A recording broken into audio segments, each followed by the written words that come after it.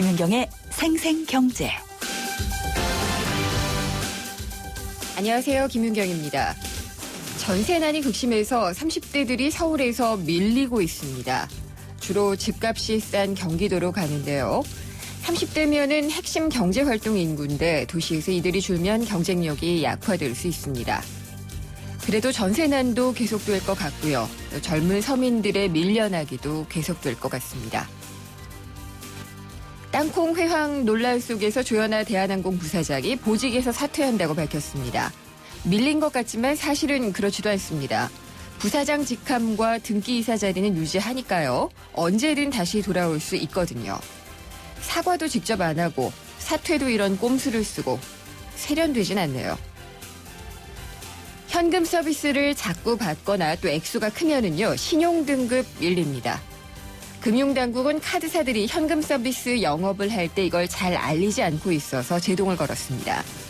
대금 청구서나 ATM, 홈페이지 등을 통해서 잘 알리도록 하고요. 또 잘하고 있는지도 점검을 한다고 하는데 고객들이 신중하게 결정할 수 있도록 하게 말입니다. 김윤경이 뽑은 오늘의 생생 키워드, 밀리답니다.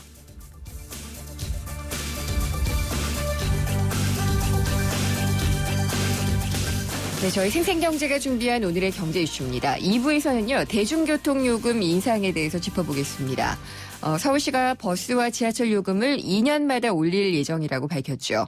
또 환승 할인 횟수도 현재는 5번인데 3번으로 제한을 하고요. 이게 다 만성적자에서 벗어나기 위한 것이라고는 하는데 우리 서민 가계의 부담은 더욱 늘어날 것 같습니다. 그리고 각 시중은행 노사가 본격적인 임금과 단체 협약 협상, 임단협에 들어갔습니다. 이번에 더욱 관심이 집중되는 이유는요. 2016년부터 정년을 60세로 연장을 하고 임금 피크제가 도입될 것인지가 주요 쟁점이 됐기 때문입니다. 그리고 또 이게 은행만의 문제는 아닐 겁니다. 특히 정부의 고용 유연화 정책이 맞물려 있어서 관심이 고조되고 있는데요. 3부에서 임금 피크제 자세히 짚어보도록 하겠습니다. 김윤경의 생생경제 1부 시작합니다.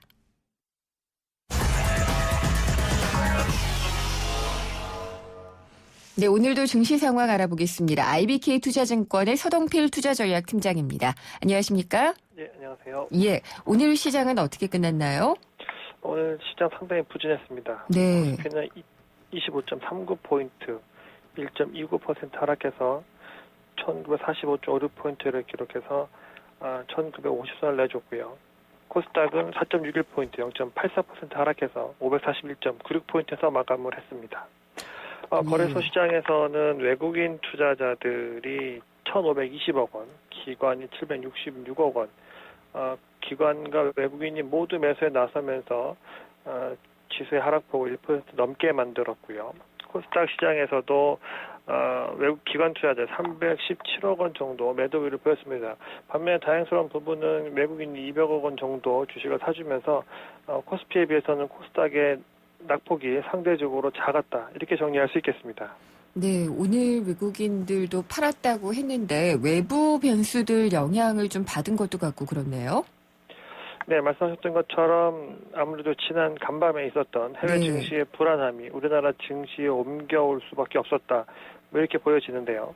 아시는 바와 같이 지난 어제 중국의 상해 종합주가지수는 장중에 2% 넘게 오르고 있다가 장 끝에 가서는 5% 넘게 하락하는 장중 그렇죠. 변동성이 아주 극심했고요. 예. 유럽 증시도 2% 이상 하락했고 대표적으로 그리스 증시는 13% 정도 조정을 받았으니까 대외 변수들이 상당히 부진했고요. 장 초반에 이러한 현상이 시가에 반영되었는데 사실은 시장이 11시 넘어가면서 더 낙폭을 확대했다는 점을 보면 수급도 악화된 것으로 보여집니다.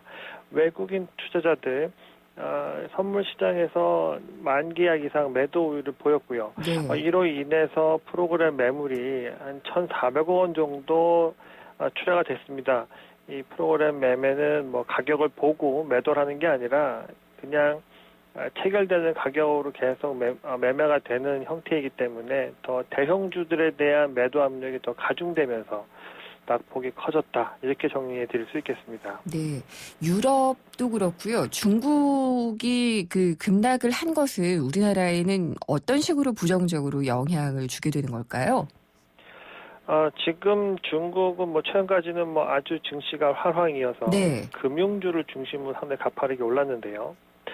이렇게 금융주들이 가파르게 오르다 보니까는 내놓은 정책은 회사채를 담보로 잡을 때 아주 최우량 등급들만 담보로 인정을 해주지 그 이하 것들에 대해서는 인정해주지 않겠다라고 한 것은 결국은 중국이 경제 상황, 금융시장의 건전성을 꾀하겠다라는 점에 초점을 맞춘 것 같습니다. 네. 그러다 보면은 지난달에는 예금과 대출금리를 모두 낮추면서 금융시장에 좀 완화적인 정책을 내놓을 거라 생각했지만 이와 동시에 부실한 금융자산에 대해서는 인정을 해주지 않겠다라는 거니까 전반적으로 중국의 금융시장의 활동력이 생각했던 것만큼 활발해지지 않을 수 있다라는 점이고요. 그렇게 네. 되면 구조조정을 겪고 있는 중국은 이 구조조정이 좀 원활하게 진행된다기보다는 정말 한계 기업들의 처분이 빨라질 수 있다. 그러면 우리가 경쟁하고 있는 기업들은 어떻게 보면 더 경쟁이 심해질 수 있다. 이런 우려 때문에 네. 오늘은 특히 정유, 화학,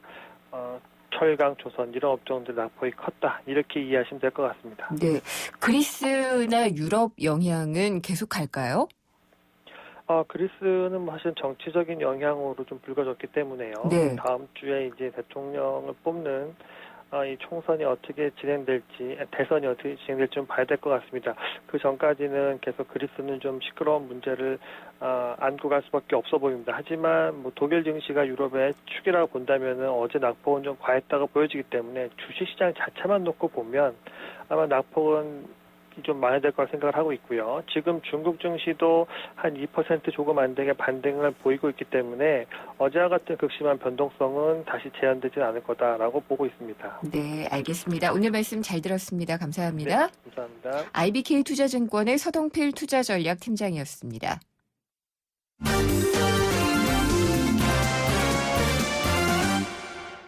네, 오늘의 경제뉴스 정리하겠습니다. 한국일보 이성철 부국장입니다. 안녕하십니까? 안녕하세요.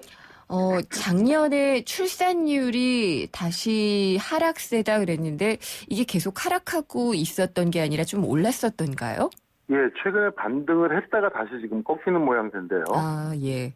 이 보건복지부가 발간한 금년도 보건복지 통계연보를 보면은 작년 기준으로 한 여성이 이 합계 출산율이라는 건 이제 그 한 여성이 평생 동안 낳을 것으로 예상되는 이제 출생아 수입니다. 평균적으로. 네.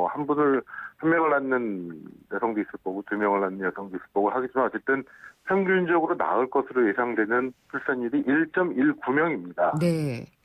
그러니까 한 명 겨우 넘는 경우가 되는 거죠. 근데 이게 합계 출산율이 2008년에 1.19에서 2009년에 1.15까지 떨어졌다가 이게 사상 최저치였는데요. 네. 2010년부터 조금씩 올라가기 시작했습니다. 그래서 1.23, 1.24, 1.30까지 올라갔다가 다시 작년에 2008년 수준으로 이제 떨어지게 된 건데. 그렇군요.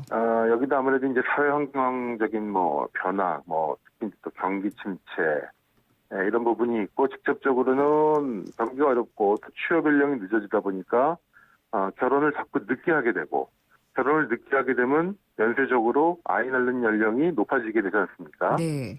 그렇게 되면 상대적으로 이제 출산율 자체가 떨어지는 이제 그런 결과를 빚게 됐는데 그 인구 대체 수준이라는 게 있다고 그래요. 그러니까 한 국가가 지금의 경제 규모를 유지하려면은 몇 명을 낳아야 되는가? 네. 이게 2.1명이랍니다. 이거 안 되네요. 훨씬 못 미치죠. 예. 한 명가량 못 미치는 건데, 그러니까. 예. 지금 인구 규모를 유지하려면은 어쨌든 출산율이 한 2.1명 정도는 돼야지만 인구가 그나마 지금 수준을 유지하게 되는데 지금은 거기에 절반밖에 안 되는 1.19명밖에 안 되는 거니까요. 이 상태로 가다가는 우리나라 인구가 굉장히 고령화돼서 수명이 늘어나는 효과를 감안한다 하더라도 굉장히 빠른 속도로 인구가 줄어들 가능성이 있다는 얘기가 됩니다. 네. 최근에 인구 피라미드 한번 봤으면 좋겠다는 생각이 좀 들기도 하네요. 이게 노령층 인구는 점점 많아지고 있고요. 그렇죠. 지금 보면은 아마 65세 이상 인구가 14세 미만 인구보다 더 많아진 걸로 저는 알고 있는데 네. 아마 점점 더 이 역피라미드와 같은 모양새가 되지 않을까 예상이 됩니다. 네. 그런데다가 또 내년도 성장률을 한국개발연구원 KDI에서 낮췄네요. 예, 오늘 내년도 전망을 발표했는데 일단 금년도 성장률 전망치를 3.4로 잡았습니다. 네. 지난 5월에 예상을 할 때 그때 금년 성장률을 3.7로 봤는데 지금 한 6개월 사이에 성장률 전망치를 0.3%포인트 정도 내려잡았고요. 예. 내년 같은 경우에도 당초에는 뭐 한 3.8 정도는 될 것이다 이렇게 봤는데 오늘 내놓은 전망치를 보니까 3.5로 역시 하향 조정을 했습니다. 결국 올해 내년 모두 지금 3% 중반에 좀 저성장이 계속된다는 얘기인데 아무래도 뭐 내년 경제 상황 보면 전체적으로 미국을 제외하고는 지금 별로 네. 믿을 만한 구석이 별로 없지 않습니까?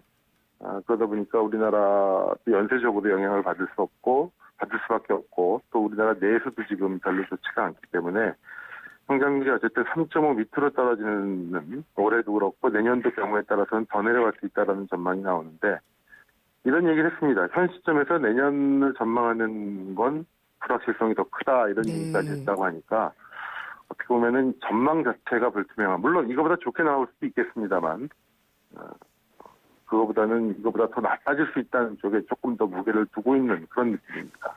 그러면은 뭐 이런 성장률 전망치를 낮췄다는 것은 내년 재정도 그렇고요. 또 통화 정책도 그렇고 조금 더 확장적으로 갈 필요가 있다는 것을 은연중에 좀 암시를 한 그렇죠. 거네요. 예.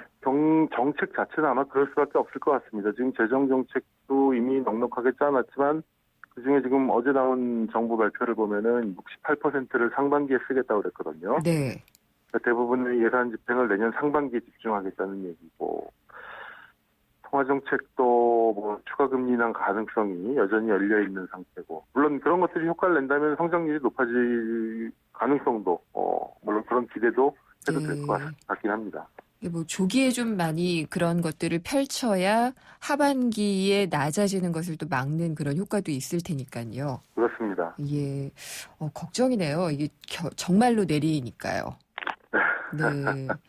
그리고 이 며칠 사이에 정말 많이 오르고 내리는 인물은 조현아 부사장인데 예. 이 파문이 뭐 계속되고 있네요. 예, 그렇습니다. 사실 좀 애초에 있어서는 안 될 사건이었죠. 네. 재벌 오너 3세가 비행기에서 아무리 본인 관련 직무라 하더라도 사무장을 내리게 하는 비행기를 뒤로 돌리게 하고 있을 수 없는 일이 벌어진 거고 그거 자체도 이제 공분을 살 만한 일이었는데 그 후에 이제 그 회사 측의 대응 자체가 굉장히 잘못됐습니다. 네.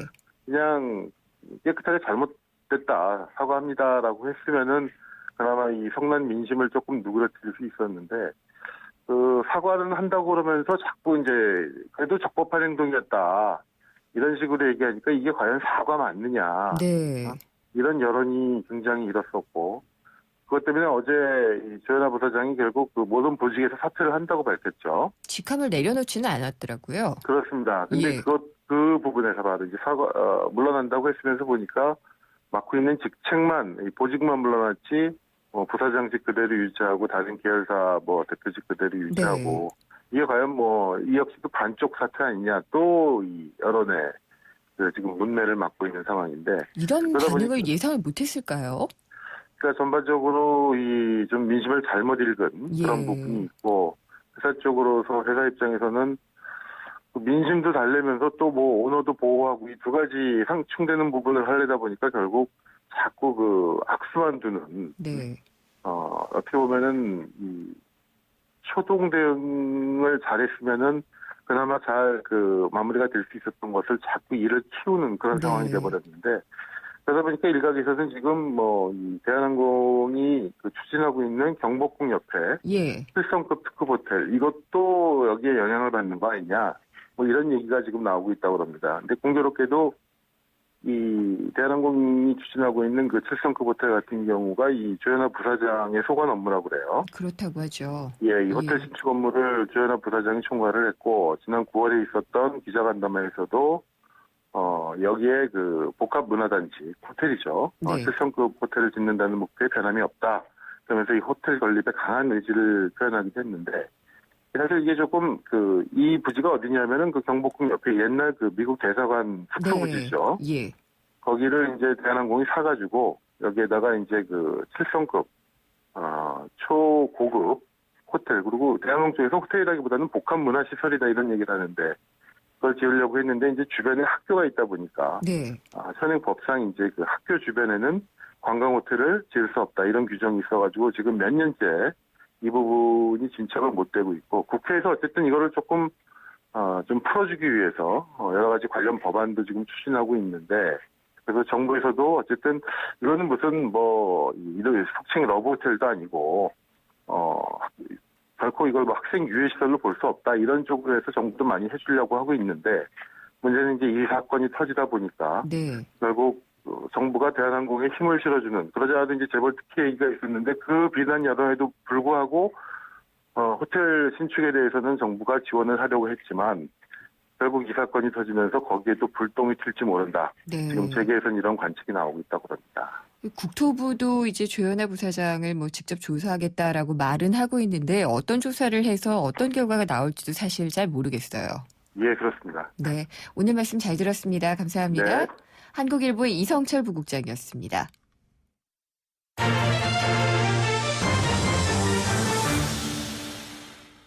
생생경제 일부 함께 하셨습니다. 계속 좀 오른다 이런 얘기들 많이 드렸는데 실제로 이 버스와 지하철 요금이요. 서울시의 경우에는 이게 3년마다 4년마다 한 번씩 바뀔까 말까 했었는데 2년마다 한 번씩 인상이 될 것 같습니다. 또 그리고 환승 할인을 받는 횟수 현재는 5번을 받을 수 있는데 이것도 3번으로 줄이는 방안이 얘기가 됐습니다. 매년 수천억 원의 적자가 나기 때문이라고 하니까 사실은 적자가 이렇게 난다면은 요금 인상을 불가피하게 받아들여야지 되는 측면도 있지만은요. 근데 또 지금 유가도 내린다 그러고요. 여러 가지 가격도 인하 요건도 있기 때문에 사실 이걸 어떻게 들여다봐야지 되는지는 한번 좀 짚어봐야 될 것 같습니다. 2부에서 자세히 알아보도록 하겠습니다. 잠시 후 광고 듣고 돌아오겠습니다. 나의 단어, 나의 문장, 나의 느낌, 나의 리듬 음악. YTN 라디오와 세종문화회관이 공동 주최하는 뮤지컬 제약 콘서트 프로미스 2015 삼찬성 매진 기록의 모차르트 뮤지컬 어워즈 최다 수상의 엘리자벳을 비롯해 2014년을 빛낸 최고의 뮤지컬들이 올해의 마지막 날 한자리에 모입니다. 임태경, 민영기, 옥지연 등 최고의 뮤지컬 스타와 관객이 함께하는 프로미스 2015 예매는 인터파크에서 확인하세요.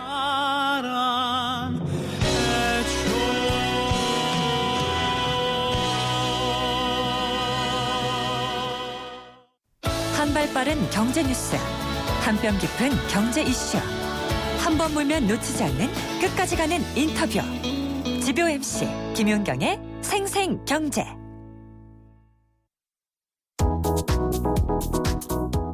게릴라 경제 현장 시범 운행을 시작한 2층 버스 정류장에 나와 있습니다. 우선 관계자분의 말씀 한번 들어볼게요. 반응이 어떤가요? 새롭게 시행하는 거기 때문에요. 손님들 반응 자체는 좀 신기하게 생각을 하고요. 일단 좋은 쪽으로 많이 얘기를 하고 계십니다. 그러면 이 운행은 언제까지 하시는 거죠? 저희가 8일부터 시작해가지고 12일까지 아침, 점심, 저녁 3회씩 해가지고 운행을 하고 있습니다. 지금 한 대가 시범적으로 임차를 해가지고 도에서 도입을 한 거고요. 일주일씩 돌아가면서 3개 업체에서 나눠서 하고 있습니다. 그럼 버스 요금도 조금 달라졌는지 궁금해요. 버스 요금은 기존의 직행좌석 요금 2,000원하고 똑같습니다. 버스에서 내린 시민들의 소감도 들어볼게요. 이용해 보시니까 어떠셨어요? 2층에서 시야가 탁 트이니까요. 너무 기분이 좋더라고요. 7770이 원래 좌석버스인데요. 좌석버스보다는 승차감은 조금 좀 떨어지는 것 같아요. 근데 그렇게 많이 떨어지는 건 아니고요. 약간은 우선은 이층버스가 사람이 많이 타니까요. 우선 많이 탈 수 있으니까 출퇴근 시간에는 어느 정도 도움이 될 것 같습니다. 네, 지금까지 게릴라 경제 현장 동예원 리포터였습니다.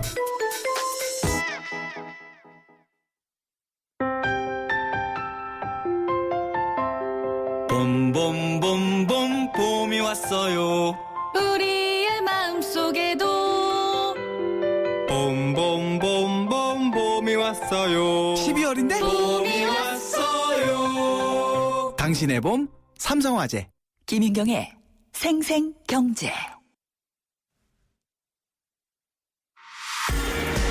오늘 당신이 꼭 알아야 할 가장 중요한 경제 뉴스는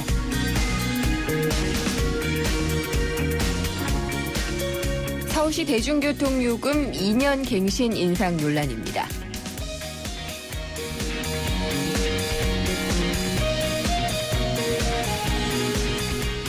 세상의 베이스가 되다 포스코 협찬으로 김은경의 생생경제 2부 시작하겠습니다. 서울시에서 2년마다 원가 상승 요인을 반영을 해서 대중교통 요금을 올릴 것을 검토 중이다. 또 환승 할인 횟수도 5회에서 3회로 줄일 방침이다. 이런 기사가 났죠. 좀 시민들의 불만이 속출하고 있습니다. 서울시는 해명 자료를 냈는데요. 구체적인 계획을 검토하지는 않고 있다라고 강조를 하고 있는데 글쎄요. 인상 요인이 있다라고 계속 얘기를 해왔기 때문에 이런 말들이 더 우려가 되는 게 아닌가 싶습니다. 말이 나왔으니 시행되는 거는 시간 문제가 아니냐라는 생각을 하게 되는데요. 실제로 어떤지 사정을 한번 좀 짚어봐야 될 것 같습니다. 한국교통연구원의 권영종 선임연구위원과 전화 연결해서 얘기 나눠보도록 하겠습니다. 안녕하십니까? 네, 안녕하세요. 네.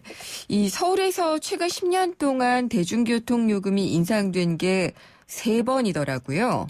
네. 예, 그렇게 되면 한 3, 4년에 한 번씩 요금을 올렸다는 건데 이걸 네. 2년마다 올리겠다고 하면은 너무 좀 빨리 많이 올리게 되는 거 아니냐 걱정이 좀 되거든요.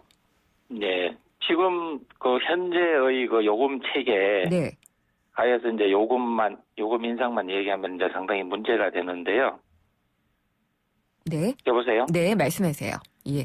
그렇지만 이제 서울시에서 요금 인상을 한 것은 현재의 그 요금 체계가 서민 물가 그 인상 요인 때문에 그동안 많이 억제되어 왔기 때문에 네.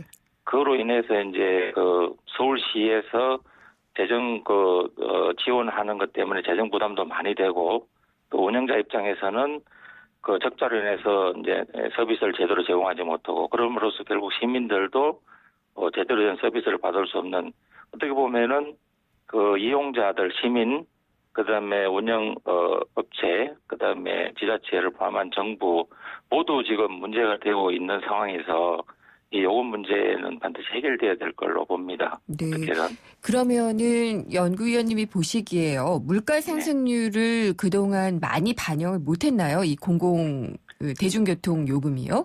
그렇죠. 대중교통 요금이 이제 기존에는 서민 물가 차원에서 관리가 됐기 때문에 물가 인상률과 거의 이제 병행해서 인상이 되지 못해서 현재 이렇게 적자를 많이 보고 있는 그런 상태라고 볼 수가 있습니다. 네. 근데 이게 2년마다 올린다 그러면은요. 사실 물가 인상 요인이 있을 때 올린다라고 하면은 뭔가 합리적인 것 같은데 2년마다 네. 올린다 그러면은 안 올려도 되는데 관성적으로 올릴 것 같다. 그런 우려가 좀 생겨요. 그래서 이제 홍콩 같은 경우에는 요금 인상을 위한 객관적인 이런 산출 근거 또는 그 산출 방식을 만들어서 그 인상을 하고 있습니다. 그래서 우리도 속히 그런 그 객관적인 인상 산출 방식을 빨리 만들어서 네. 인상을 하든지 뭐 인하를 하든지 어쨌든 그 지금과 같은 요금 체계가 빨리 좀 개선이 될 필요가 있다. 그런 생각입니다. 지금 홍콩의 예를 드셨는데요. 네. 대중교통 요금 서울시 같은 경우에는 어떻게 매겨지길래 이런 뭐 물가 상승 요인도 반영이 안 되고 있고 그런지 그걸 모르겠거든요. 조금 전에 말씀드린 대로 네. 뭐 기본적으로 이제 서민 물가 차원에서 이렇게 네. 이제 그 인상 자체를 거의 뭐 안 하고 있는 그런 상태죠. 그래도 그러니까 3, 4년마다 우리가 올리긴 했잖아요. 대중교통이 그동안에 많이 이제 서비스도 네. 개선되고 많이 됐지 않습니까? 예를 들면은 네. 그 버스만 하더라도 그 M버스라고 해가지고 상당히 이제 급행으로 운행하는 버스가 있고 네. 그다음에 일반 모든 많은 종류에 증량하는 일반 광역버스들이 있는데 그런 버스들 간에도 크게 요금 차별화가 되지 않고 그러니까 이제 좋은 서비스를 제공하기 위해서는 그에 맞는 그런 요금이 제대로 좀 산정이 되고 지불이 될 필요가 있는데 네. 그게 되지 않기 때문에 결과적으로 보면은 시민들이 이 서비스를 제대로 받지 못하는 그리고 이제 정부도 재정 부담 왜냐하면은 또 어쨌든 그 버스 운영 적자는 서울시에서 보전을 해주고 있지 않습니까? 네. 그래서 결국 이제 시민 돈으로 결국은 이제 보전이 되는 거죠. 그래서 이제 근본적인 해결책이 필요가 한 거죠. 근데 이제 그런 측면도 생각을 좀 해볼 수 있는 게요. 최근에 국제유가 같은 경우에 상당히 많이 내렸잖아요. 네. 이런 연료값 같은 게 내려도 대중교통 요금을 내리지는 않거든요. 그러니까 물가 상승 요인을 감안하지 않았다고 하지만은 사실 물가 하락 요인도 반영이 안 되는 거 아닌가요? 네, 그래서 뭐 그런 이 전반적으로 제가 아까 말씀드린 대로 네. 그 뭐 유가 인하라든지 물가 상승이라든지 뭐 인건비 뭐 이런 여러 가지 요인들이 있지 않습니까? 네. 그래서 그런 것들을 종합적으로 고려해서 뭐 선진국처럼 그 요금 인상에 대한 어떤 객관적인 그런 산출 방식 네. 그걸 갖다가 빨리 마련하는 게 필요할 거라고 봅니다. 예. 그러면은 현재의 서울시의 요금 산출 방식은 어떻고 홍콩이나 이런 경우에는 어떤 게 다른 건가요? 뭐 홍콩 같은 경우는 기본적으로 물가 상승률에 따라서 이제 비례적으로 인상된다고 볼 수가 있습니다. 네. 근데 우리나라 같은 경우는 이제 요금 인상이 되면 이제 당장 그 요금 부담을 많이 이제 느끼시고 또 물가 당국에서도 이제 상당히 이제 부담을 많이 느낄 걸로 보거든요. 네. 그래서 이제 그런 것들을 해소하기 위해서 제가 말씀드린 대로 요금이 기본적으로 뭐 현실화되지 않으면은 이제 모든 그 관련되는 사람들, 이용자들, 그다음에 뭐 정부 운영업체들이 다 문제가 되기 때문에 이거를 이제 해결할 수 있는 방법은 이제 요금 현실화인데 네. 그 요금 현실화를 하게 되면은 결국 이제 이용자들이 이제 요금 부담 때문에 많이 어려움을 겪게 되지 않습니까? 그래서 그걸 해소하기 위해서 저는 이제 이걸 좀 단계별로 해야 될 거로 봅니다. 그래서 첫 번째는 요금 현실화를 하되 이제 무조건 요금 현실화를 하는 게 아니고 뭔가 좀 서비스 차별화 아까처럼 급행 서비스를 하는 뭐 버스라든지 뭐 지하철 같은 경우는 요금을 좀 다른 완행 서비스보다 좀 차별화해서 해주고요. 네. 그다음에 지금처럼 이제 운영업체들이 적자를 하면은 이제 운영업체에게 이제 지원을 하는데 이것들을 그 시민들 실제 요금을 내는 시민들에게 직접 요금을 정부에서 환급해주는 방식으로 그래서 이제 시민들은 요금 인상을 하게 되면은 운영업체들은 그 요금 인상을 통해서 적자를 해소할 수가 있고 시민들은 그 인상된 요금을 다시 환급해 줌으로써 전혀 요금 인상에 대한 부담을 느끼지 않도록. 네. 그래서 현재는 어떻게 보면은 이제 물가를 인상을 막기 위해서 대중교통 요금을 상당히 이제 억제를 하고 있는데 어떻게 보면 현재 대중교통을 이용하는 시민들이 실제 저희들이 이제 조사해 본 결과에 의하면은 중산층 이상자들이 많습니다. 네. 그래서 그 물가 상승 억제를 위해서 요금을 갖다가 이렇게 계속 억제하는 게 결국 어떻게 보면은 서민을 위한 게 아니고 오히려 이제 요금 부담을 크게 느끼지 않는 중산층 이상자들을 오히려 지원하는 그런 꼴이 되는 경우도 있거든요. 그래서 나중에 요금을 환급할 때는 주로 저소득층 위주로 요금 부담을 많이 느끼는 분 위주로 이렇게 요금 환급을 해줌으로써 결국 요금 인상을 통해서 이용객들이 느끼는 부담은 완화시키면서 네. 아까 제가 말씀드린 여러 가지 운영 적자 문제, 그다음에 재정 부담 문제, 이용자들을 위한 서비스 개선 문제를 다 해결할 수가 있을 걸로 봅니다.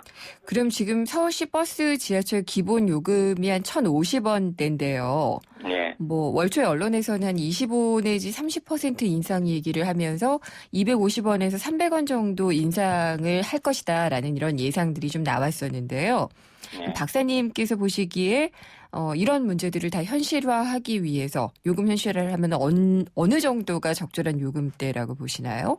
그래서 이제 요금 하나만 가지고 얘기를 하면은 상당히 좀 이게 문제가 좀 커질 수가 있거든요. 네. 그래서 이 요금을 지금 현행 요금 체계를 아까 제가 말씀드린 그런 완전히 새로운 그런 요금 체계 한 패키지로 가져가면서 그 속에서 요금을 얼마를 인상을 하고 그다음에 그 요금 인상을 통해서 결국 누가 얼마나 부담을 더 느끼는지를 명확하게 파악을 하고 그다음에 그 요금 인상을 통해서 요금 부담을 많이 느끼는 주로 이제 좀 저소득층 서민들 이런 분들에 대한 그 요금 인상 부담은 해소할 수 있는 뭐 요금 환급이라든지 바우처라든지 이런 것들을 동시에 패키지로 가져가야지 그냥 인상을 뭐 언제 할 건지 얼마 할 건지 이것만 가지고 이야기하기 때문에는 이게 상당히 이제 문제가 커지는 거죠. 일괄적인 인상이 아니라 뭔가 좀 차별화될 수 있는 인상을 통합적인 어떤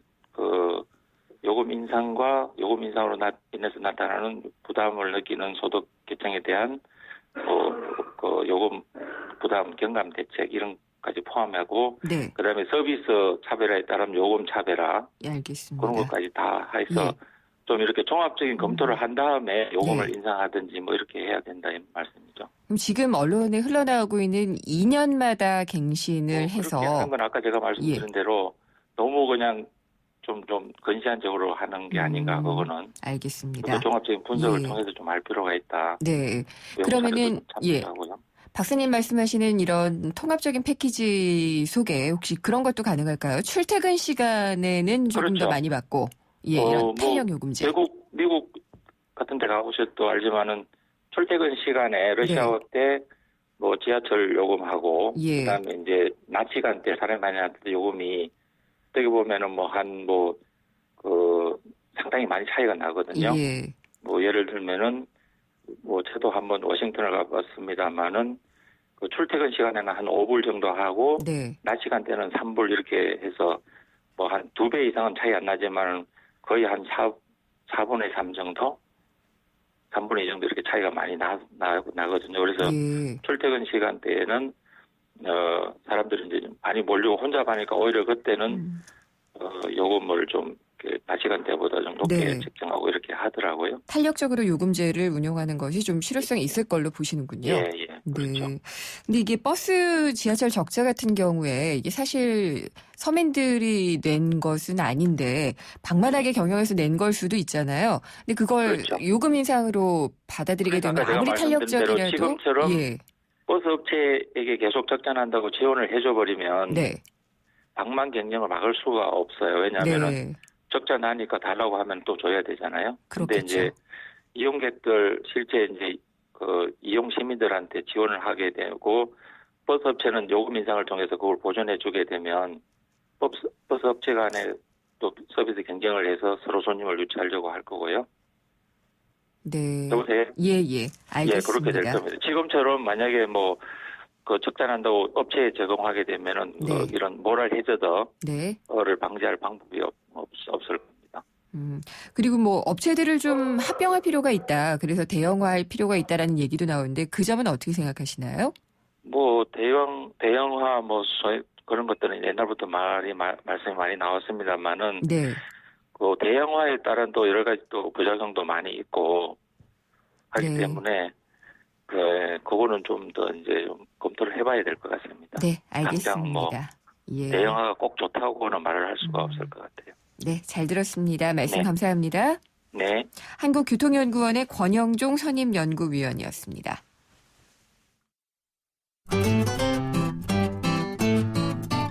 생생경제를 다양하게 만나는 방법. YTN 라디오 앱 예스와 웹사이트 김윤경의 생생경제 또는 트위터 YTN_이코노미로 실시간 듣기와 다시 듣기를 하실 수 있고 방송 내용에 대한 문의와 의견을 주실 수 있습니다.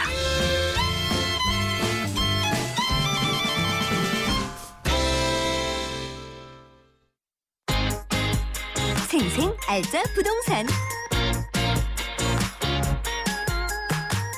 알짜 부동산 시간입니다. 세준코리아의 김학권 대표가 전화 연결돼 있습니다. 안녕하십니까? 안녕하세요. 반갑습니다. 부동산 3법이 이 정기국회 처리가 무산이 되면서요. 이게 사실 또 혼란 속으로 빠져들고 있는데 부동산 3법 이게 어떤 것들이죠? 우선 그 분양가 상한제를 탄력적으로 운영하겠다는 그 주택법 개정안이 있고요. 두 번째는 이제 그 재건축 초과이익 환수제 폐지법인데요. 요거 이제 2006년에 도입을 해가지고 무슨 얘기냐면 재건축 이후에 개발 이익금이 1인당 평균 3천만 원이 넘는 경우 이익금의 최고 50%를 분담금으로 부과하는 제도고요. 또 하나는 도시 및 주거환경정비법 개정안인데 이거는 이제 재건축 조합원이 고유한 수만큼 주택 수만큼 분양을 하지 지금까지 한 세대밖에 그 분양을 못하게 하고 있거든요. 네. 요거는 이제 주택 수만큼 보유를 하자고 하는 그런 제도인데요. 이게 이제 그 세 개의 법안 모두 다 그 수요자의 심리를 개선시키는 이제 중장기적 어떤 효과를 가져올 거라고 이제 생각이 드는데 네. 분양가 상한제 탄력 운영 같은 경우는 이제 시장이 개선 지금은 좀 그렇지만은 시장이 개선되면 분양가가 인상할 수 있다. 그래서 매수 수요를 좀 자극할 수 있는 좀 요건이 될 수 있는 거고. 그다음에 정부 입장에서 본다고 그러면 재건축 초과이익 환수제 폐지하고 도시 및 주거환경 정비법은 사실은 이제 그 우리나라 주택 시장의 바로미터가 재건축이잖아요. 네. 재건축 시장을 좀 그 활성화시키고 정상화시켜서 전체 주택 시장을 좀 그 회복시키자 이런 취지에서 아마 정부는 적극적으로 지금 그 통과를 목표로 하고 있는 걸로 보입니다. 네, 근데 이게 사실상 무산이 되면은 시장에는 심리적으로는 좀 타격이 오겠네요. 그렇죠. 네. 그럼 아까 말씀드렸다시피 그 재건축이 무너지면 전체 주택 시장이 좀 좋지 않을 거다라는 판단을 할 수 있는 거고, 또 주택 시장이 정부가 바라보는 게 딱 복잡하겠습니다만 지금 내수 시장하고 경기 회복에 걸림돌이 된다 이렇게 지금 주택 시장을 보고 있는 그 시각이 많기 때문에 정부 입장에서는 이걸 꼭 관철을 시켜서 주택 시장을 좀 회복시켜야 되겠다는 명제를 남고 있다고 보여지는 거죠. 네. 그래서 이제 뭐 여러 가지로 지금 국토부나 이런 데서 얘기가 되는 것은 부동산 시장이 완만하게 좀 회복되고 있다. 네. 이런 얘기들로 군부를 짚으려고는 하는데 그렇죠. 정말 중요한 것은 이런 법안들이 통과가 되는 게 아닌가 싶어요. 이제 요게 그 어떤 그 업계나 또 시장에서 계속 요구를 했던 내용이거든요. 네. 그다음에 이제 우리가 9.1 대책이 사실은 이제 부동산 시장에 미치는 영향이 굉장히 컸던 것들이거든요. 특히나 재건축 관련에 굉장히 호재거리가 돼 있는데 요 세법이 통과가 안 됨으로써 그거에 대한 기대감이 많이 상실될 가능성이 굉장히 높거든요. 네. 그러다 보니까 그게 이제 어떻게 보면 좀 마지노선이 돼버린 듯한 어떤 상황으로 지금 많이 와버렸거든요. 네. 여기다가 또 10월 중순 이후에 시장이 많이 이제 또 침체 쪽으로 가고 있기 때문에 올 연말에 특히나 그 지금 그 재건축 개발 환수법 같은 경우는 올 연말에 일몰로 끝나는 거거든요. 네. 이렇게 되면은 만약 그 뭐 연장이 안 된다든지 폐지가 안 되면은 내년부터는 진짜 부담금이 정말 굉장한 수로 늘어나기 때문에 실수요자는 물론이고 투자자 입장에서 상당히 부담될 수 있기 때문에 재건축에 일단 더 그 진입을 안 하려고 하는 수요가 많이 늘겠죠. 그러면 굉장히 시장이 더 안 좋아질 수 있는 거죠. 그러니까 부담금에 대한 그런 부담들이 많이 있잖아요. 조합원들 같은 경우에. 그렇죠. 예, 그러면은 여기서 그냥 이탈해버리는 경우도 많이 생기지 않을까 싶어요. 지금 이제 그런 것들이 되면 투자 수익도 많이 줄어들 수가 있는 부분이고, 네. 그다음 실수요자 입장에서도 추가 부담금을 또 많이 내야 되기 때문에 네. 굳이 그럼 재건축을 통해서 내가 집장만이라든지 뭐 예전만큼 못하더라도 일부 그 강남권의 재건축에서 투자 수익을 상당히 가져갈 수 있는 그 입지들이 상당히 많이 있거든요. 네. 그런 측면에서 그런 수요들이 빠진다 하면 어떤 재건축이 정말 우리 주택 시장의 바로미터인데 전체 시장으로 굉장히 악영향을 미칠 수 있기 때문에 정부로서는 굉장히 중요한 포인트고 재건축 시장 활성화에도 굉장히 민감한 요소이기 때문에 네. 재건축에 대해서는 굉장히 민감하게 바라보고 있죠. 이 세 법 중에서 뭐가 제일 중요하다, 뭐 이렇게도 볼 수 있는 게 있나요? 일단은 직접적인 효과를 현재 볼 수 있는 건 아까 말씀드렸던 재건축 개발이익 부담금 폐지 요거거든요. 그러니까 초과이익 환수제 폐지. 환수제 폐지. 예. 요거는 직접적으로 지금 뭐 올 연말에 또 밀몰로 끝나는 데다가 요게 뭐 지금 실수요자나 투자자 모두한테 큰 그 불이익을 줄 수 있는 것들이기 때문에 네. 뭐 분양가 상한제 탄력은 지금도 뭐 이렇게 적용을 하고 있기 때문에 그렇다고 해서 분양가를 크게 올릴 수 있는 상황도 아닌 거고. 또 아까 도시 및 주거환경 정비법, 요거 이제 재건축 조합원이 보유한 만큼 주택수 갖는 거는 야당도 지금 한 그 몇 개는 주자 이런 쪽으로 좀 방향을 잡고 있기 때문에 네. 요거는 서로 이제 개선될 가능성이 상당히 있어요. 근데 요거는 물론 그 세 법 모두 이제 여야가 조금 지금 그 탄력 유연성을 보이고 있거든요. 네. 뭐 하나 주면 내가 해주겠다 이런 식으로 지금 가고 있기 때문에 빅딜 아마 조금 얘기인가요? 완화되더라도 좀 통과될 가능성이 있다고 보여지는데 예. 지금 만약 안 되면 아까 그 재건축 초과이익 그 환수 폐지법 요게 안 되면 굉장히 좀 심각하게 있다고 볼 수가 있는 거죠. 그러니까 지금 뭘 주면은 뭘 주겠다 뭐 이런 식으로 말씀을 하셨잖아요. 그렇죠. 이게 여야 간의 빅딜설 말씀이신 것 같은데 예. 그중에 뭐 계약갱신 같은 것들을 좀 더 미룰 수 있는 그런 얘기도 나오고 그렇더라고요. 그렇죠. 일단 여야가 최대 쟁점이 전월세 상한제하고 계약갱신 청구권 도입이었거든요. 네. 그러니까 야당은 그동안에 그 두 가지 법안에 대해서 절대 양보할 수 없다 이렇게 했는데 지난 그 8일 국토교통위 소속 야당실 의원 관계자가 이런 말을 했어요. 재계약 갱신 청구권이라도 먼저 하자는 쪽으로 이렇게 의견을 모았다 이렇게 말씀을 했거든요. 네. 요거는 이제 전월세 상한제는 좀 포기했다는 내용이었고 아마 저 여당 국토위 여당 간사인 그 김성태 의원도 이런 얘기를 또 했거든요. 5일간 인터뷰에서 계약갱신 청구권뿐만 아니고 부동산 3법을 통과시키기 위해서는 거기서 서로 원하는 쪽 새정치연합이 원하는 쪽 수준에서 조정이 가능하다 이렇게 지금 서로 여야가 좀 유연성을 보이고 있기 때문에 네. 조금 완화된 측면, 조금 양보하는 측면에서 뭔가 좀 나오지 않을까 이런 좀 기대를 해봅니다. 좀 양보하는 것이라면 좀 더 구체적인 얘기가 있을까요? 아까 말씀드렸던 재계약 갱신 청구권이 현재 여기 무슨 얘기냐면은 현행 그 전세나 임대 계약이 2년이지 않습니까? 네. 그러면은 세입자가 원할 경우 1년간 의무적으로 계약을 연장해주는 방식이거든요. 3년으로. 3년이 되는 거죠. 네. 그러니까 원래 뭐 2+2였는데 2+1로 지금 그 여당도 야당도 반대를 하고 있는 부분이고. 네. 그 다음에 여당도 이제 그렇게 되면은 전월세 상한제 부분은 야당이 포기를 좀 한다고 지금 현재 상태는 포기를 한다고 그러니까 네. 요거는 계약갱신 청구권은 조금 다른 것들이 워낙 지금 지금 국토위 소속 관련된 법안뿐만 아니라 여러 가지 지금 법안들이 지금 국회 계류 중에 있지 않습니까? 네. 여당 입장에서 굉장히 좀 복잡하죠. 그런 측면에서는 뭔가를 주고 좀 받아야 되는 상황이기 때문에 뭐 계약갱신 청구권 같은 경우는 뭐 1년 늘어난 거기 때문에 원래 2+2를 주장했는데 이런 부분들은 좀 탄력적으로 네. 적용할 가능성이 있다 이렇게 보여지죠. 그리고 재건축 초과이익 환수제도 완전 폐지하는 것을 주장하는 쪽이 있는가 하면은요. 예. 이거를 뭐 5년 유예 뭐 이렇게도 얘기가 나오잖아요. 그러면요. 지금 이게 예. 이제 전체 세법이 세 가지가 한꺼번에 지금 이렇게 딜이 지금 되고 있잖아요. 네. 근데 이게 이제 올 연말에 일몰로 끝나기 때문에 내년부터는 이제 부과가 된단 말이에요. 네. 그렇기 때문에 뭐 국토부 쪽이나 그 재건축 지금 추진하고 있는 이런 쪽에서는 이게 안 되면 지금 유예라도 5년간 유예라도 좀 유예하는 법이라도 좀 통과를 시켜달라 이렇게 지금 국토부 관계자는 굉장히 이제 바라고 있는 상황이라 할 수 있죠. 네. 그러면은 어쨌든 이게 연내에는 처리가 될 수 있기를 바라는 수밖에 없을 것 같은데. 그렇죠. 일단 정기국회는 끝났더라도 네. 15일부터 지금 임시국회를 지금 다시 열잖아요. 네. 그래서 아마 올 안에 저번에 또 그 여야가 또 합의를 해서 좋은 또 그 법안도 통과시켰기 때문에 네.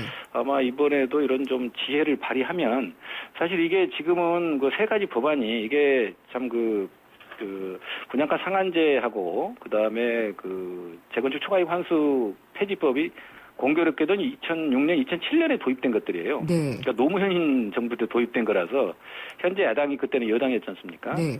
이 부분이 스스로 이렇게 좀 폐지하기 좀 쉽지는 않겠지만 지금 이런 것들을 폐지한다고 그래가지고 막 지금 시장에 엄청난 영향을 미치고 네. 이런 상황이지만 아니거든요. 네. 어떻게 보면은 지금의 절호의 또 기회라고 볼 수가 있는 부분이에요. 이걸 또 정략적으로 이용하면 안 되겠습니다만은 네. 어쨌든 간에 시장이 좀 침체된 거는 사실이거든요. 이런 측면에서 좀 어느 한쪽을 좀 터줄 필요가 있다 이렇게 보여집니다. 알겠습니다. 오늘 말씀 감사합니다. 네, 감사합니다. 세종코리아의 김학권 대표였습니다. 왜 이렇게 뻑뻑하지? 토탈 쿼츠 엔진 오일이 필요해. 역시 토탈 쿼츠. 뛰어난 엔진 보호로 차의 수명과 성능을 최대로. 토탈 쿼츠. 엔진의 무한한 가능성을 깨웁니다. 윤활유의 올바른 선택. 토탈. S-오일 토탈 윤활유 주식회사. 25년간 집에만 집중해 전국 7만 7천여 세대를 공급해온 호반건설. 12월 시흥 목감과 광명 역세권 지구에 찾아옵니다. 편리한 교통과 상업시설을 모두 누리는 시흥 목감. 특별한 가치의 광명 역세권 지구. 첫 민간 분양 브랜드 아파트. 부산 세교신도시와 수원 호메실 지구까지. 역시 호반건설. 네, 오늘은 2016년부터 정년이 60세로 연장이 됩니다. 이 정년 연장과 함께 임금 피크제가 주요 쟁점으로 부상이 되고 있는데요. 또 그리고 내년부터 입사 시기에 따라서 호봉제와 직무 성과급, 임금 피크제를 각각 적용하는 복합임금제 도입도 검토가 되고 있다고 합니다. 이 복합임금제를 두고서는 이게 탄력적이지 않느냐라고 긍정적일 줄 알았는데 사실은 그렇지가 못하다는 그런 불만도 많이 나오고 있습니다. 3부에서 자세히 짚어보도록 하겠고요. YTN 라디오와 세종문화회관이 공동 주최하는 제야 콘서트 프라미스 2015가 12월 31일 저녁에 세종문화회관 대강당에서 열립니다. 생생경제에서 매일 한 분씩 2장의 관람 티켓을 선물로 드리고 있는데요. 오늘 인터뷰한 교통요금 인상에 대한 의견을 보내주시면 됩니다. 버스 회사의 적자를 줄이기 위해서 대중교통요금을 인상을 해야 될지 또 인상을 해야 된다면은 얼마 정도가 가능할지 아니면 최소한으로 올리지 않아야 될지 여러분의 의견을 기다리겠습니다. 샵의 0945 짧은 문자는 50원, 긴 문자는 100원이 부과되는 샵의 0945로 의견 보내주십시오. 4시 뉴스 듣고 생생경제 3부에서 뵙겠습니다.